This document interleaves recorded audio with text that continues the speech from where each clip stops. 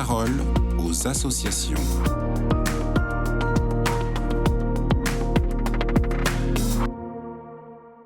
Bonjour à tous, bienvenue dans La Parole aux associations. Aujourd'hui, je suis avec Clotilde Merza. Bonjour Clotilde.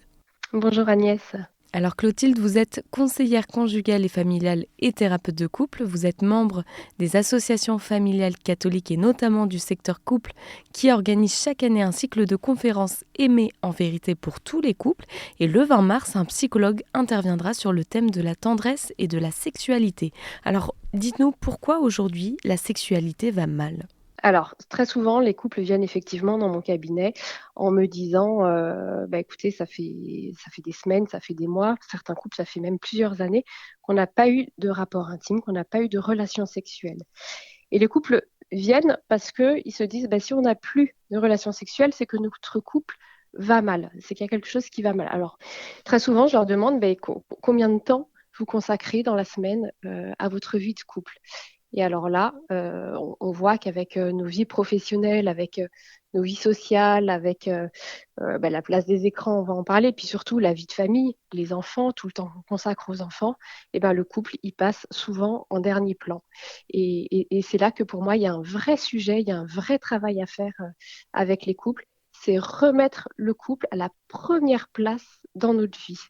Ça veut dire, chaque semaine, on se consacre un temps, tous les deux, un temps, et c'est pas un temps où on va parler des difficultés scolaires d'un enfant, des problèmes financiers, de la voiture qui est en panne. C'est vraiment un temps où on va se consacrer à se parler de soi, à se parler du couple, à se parler de nos envies, de nos besoins, de ce qu'on a envie de vivre ensemble, de nos projets. C'est vraiment un temps de qualité où on va tout simplement se reconnecter l'un à l'autre. Alors justement, vous en parliez. Est-ce que la place des écrans aujourd'hui joue vraiment un rôle sur le manque de tendresse et de sexualité dans les couples ? Bien sûr, les écrans, ils ont pris toute la place dans notre vie et ils sont même entrés dans la chambre parentale, dans notre chambre conjugale. Aujourd'hui, il y a beaucoup de couples que j'accompagne qui ont une télé dans la chambre. On a tous très facilement notre téléphone sur la table de nuit. Et à partir du moment où on est connecté sur les écrans, on est déconnecté du couple. On a toujours une bonne raison de passer 10 minutes de plus, 15 minutes de plus devant les écrans. Et c'est ces 10, 15 minutes qu'on ne passe pas ensemble. Donc les écrans sont vraiment venus se mettre dans la chambre à coucher entre l'homme et la femme, entre les époux. Et alors Clotilde, comment est-ce qu'on peut raviver la flamme dans son couple ? Pour raviver la flamme, il y a effectivement énormément de choses à mettre en place. On parle beaucoup des langages de l'amour.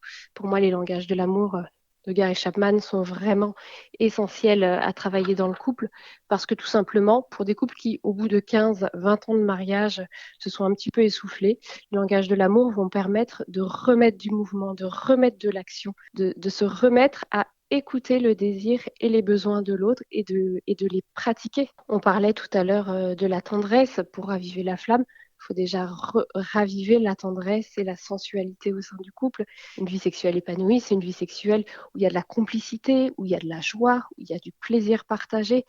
Si déjà dans toute une journée on ne sait pas parler, on n'a plus aucune complicité au sein du couple, effectivement, la sexualité, on ressentira sur la sexualité.